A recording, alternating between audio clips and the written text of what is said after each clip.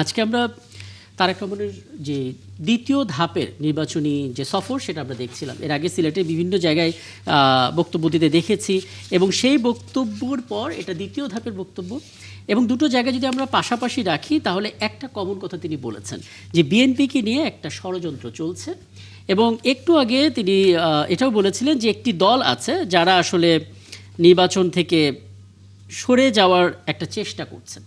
মানে বিষয়গুলো ভেতরে কি অর্থটা খুঁজে পাচ্ছেন আসলে, ষড়যন্ত্র কারা করছে আর নির্বাচন থেকে বা সরে যাবে মানে উদ্দেশ্যটা কি? সবাই তো প্রচারণার সময় দেখায় যে মাঠে আছে তারা বেশ দাপটের সঙ্গেই।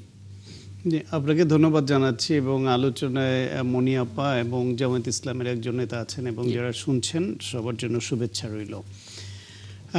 নির্বাচনে সরে যাওয়ার অভিযোগটা তারেক রহমান এই কারণে করতে পারেন যে এর আগে এনসিপির পক্ষ থেকে তারা বলেছিল যে তারা নির্বাচনে শেষ পর্যন্ত থাকবে কিনা এটি তাদের আবার ভেবে দেখার সিদ্ধান্ত নেওয়ার বিষয় আছে, সুতরাং এটা তারা সিদ্ধান্তহীনতায় ভুগছে এরকম একটা কথা বলছিল। আর জামায়াত ইসলামের পক্ষ থেকে বিভিন্ন সময় লেভেল প্লেয়িং ফিল্ড নেই, আইন শৃঙ্খলা রক্ষা পরিস্থিতি নির্বাচনের অনুকূলে নয় সহ বিভিন্ন রকমের অভিযোগ করেই যাচ্ছিল। সেই সব বিবেচনা থেকে তারেক রহমানের মনে হতে পারে যে তারা যে কোনো সময় নির্বাচন থেকে সরে গিয়ে বাংলাদেশে গণতন্ত্র উত্তরণের যে প্রক্রিয়াটা শুরু হয়েছে সেটাকে ব্যাহত করতে পারে কিনা এটা একটা সন্দেহ। কিন্তু আমার মনে হয় আসলে সেই সুযোগ কারো নাই, কারণ যদি নির্বাচন থেকে কোনো পক্ষ সরে দাঁড়ায় সেটা যে পক্ষই হোক, তাহলে বাংলাদেশের নির্বাচন না হলে যে পরিস্থিতিটা তৈরি হবে এই সরকার এইভাবেই তো আর রাষ্ট্র পরিচালনা করতে পারবে না। একটা গোলযোগ তৈরি হবে এবং এটা একটা গৃহযুদ্ধের দিকে যাওয়ার সম্ভাবনা তৈরি হতে পারে। সেই ক্ষেত্রে ক্ষমতার কেন্দ্রে অন্য কোনো শক্তি চলে আসবে এবং সেই শক্তি চলে আসলে বাংলাদেশের ভারতীয় আধিপত্যবাদ যেটাকে বিতাড়িত করা হয়েছে অলরেডি 24-এর অভ্যুত্থানের মাধ্যমে সেটা আবার ফেরত হওয়ার আসার একটা ঝুঁকি তৈরি হবে। সেই ক্ষেত্রে এই বিএনপি, জামায়াত ইসলাম, এনসিপি সহ গণ অভ্যুত্থানের পক্ষের শক্তি কেউই রেহাই পাবে না। বাংলাদেশ এই মুহূর্তে যারা সরকার আছে, রাষ্ট্র পরিচালনা করছে, উপদেষ্টা পরিষদে আছেন, তারাও কেউ রেহাই পাবেন বলে আমি বিশ্বাস করি না। ফলে বাংলাদেশের নির্বাচন না হলে যে পরিস্থিতি তৈরি হবে তাতে বাংলাদেশকে এবং এই রাজনৈতিক দলগুলোকে যে খেসারত দিতে হবে সেটা দেওয়ার জন্য এরা কেউই প্রস্তুত নয় এবং কারো পক্ষে সম্ভব নয়। দেশ ক্ষতিগ্রস্ত হবে, গণতন্ত্র ক্ষতিগ্রস্ত হবে, রাজনৈতিক দল ক্ষতিগ্রস্ত হবে, গণ অভ্যুত্থানের পক্ষের শক্তিগুলো ক্ষতিগ্রস্ত হবে, এই সরকার ক্ষতিগ্রস্ত হবে। ফলে যার যত মান অভিমান আক্ষেপ যা কিছুই থাক শেষ পর্যন্ত কেউ সরে যাবে এটা আমার মনে হয় না। বাংলাদেশের নির্বাচনটা মোটামুটি সুষ্ঠু হবে এটা আমার ধারণা।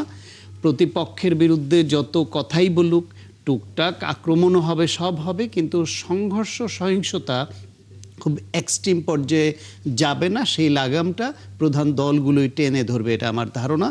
কিন্তু নির্বাচনে যে শক্তি পরাজিত হবে তারা অতীতের মতোই কারচুপির অভিযোগ আনবে এবং তারা বলবে আমরা এবার জিততাম, আমাদের এই হতো এত জোয়ার ছিল, কিন্তু আমরা আগে থেকেই বলছিলাম লেভেল প্লেয়িং ফিল্ড নেই, এটা নাই, প্রশাসন একটা দলের পক্ষ নিয়েছে, কারচুপি করে আমাদের হারানো হয়েছে। এই কথা তাদের স্ক্রিপ্ট অলরেডি মনে মনে লেখা হয়ে গেছে, এটা ধরে নিতে পারেন।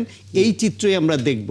তারপরও যারা নির্বাচিত হবে, জনগণ যাদের ভোট দিবে, তারা নতুন করে যে আকাঙ্ক্ষা আমাদের নতুন বাংলাদেশের সেটা বাস্তবায়নের দিকে এগিয়ে যাওয়ার চেষ্টা করবেন। সেই ক্ষেত্রে পরাজিত শক্তি যদি তখন বাধা দেয় তারা জনধিকৃত হবে বাংলাদেশে। খুব স্পষ্ট বক্তব্য এবং আমি এই অংশটা নিয়ে নীলোফা চৌধুরী মনে আপনার কাছে আসতে চাই। মানে ডাক্তার সাখাওয়াত হোসেন খুব চমৎকার করে আসলে বললেন যেরকম হয় নির্বাচনে বিজয়ী দলের এক ধরনের মন্তব্য থাকে এবং পরাজিত দলের এক ধরনের স্টেটমেন্ট থাকে, কিন্তু এবারের যে নির্বাচন সেটাকে বলা হচ্ছে একটা ঐতিহাসিক নির্বাচন হতে যাচ্ছে। কারণ 2008-এর পর একটা বিপুল সংখ্যক জনগোষ্ঠী আছেন যারা এবার ঠিক করেছেন যে তারা কেন্দ্রে যাবেন, ভোটটা দেবেন। আমরা দেখতে পাচ্ছি ফেরিতে তারেক রহমানের একটা বক্তব্য যে একটি দল নানাভাবে নির্বাচন থেকে সরে যাওয়ার পথ খুঁজছে। ওদিকে জামাতে আমির ঠিক একই দিনেই বক্তব্য দিয়েছেন যে হেরে যাওয়ার ভয়ে কেউ কেউ বাঁকা বা অন্ধকার গলির পথে চলতে পারেন। মানে সবাই ভাবছেন যে নির্বাচনে কোনো না কোনো দল হয়তো পিছু হটতে পারে। মানে সবাই তো জুলাই আন্দোলনের পক্ষের শক্তি এবং একই সঙ্গে তারা মাঠের রাজনীতিতেও ছিল। নির্বাচনের মাঠে এসে কেন আসলে এমন পাল্টাপাল্টি বক্তব্য? যদিও এর আগের বারে আমরা দেখেছিলাম বক্তব্যগুলো সবসময় এক পেশেই হতো, কিন্তু এবার যেন আমরা দেখতে পাচ্ছি উত্তাপটা একটু বেশি? ধন্যবাদ আপনাকে। যারা শুনছেন আমার শুভেচ্ছা অভিনন্দন, জি এবং আমার সাথে যারা আছেন সায়ন্ত সহ জামাতের সেই নেতাকে শুভেচ্ছা।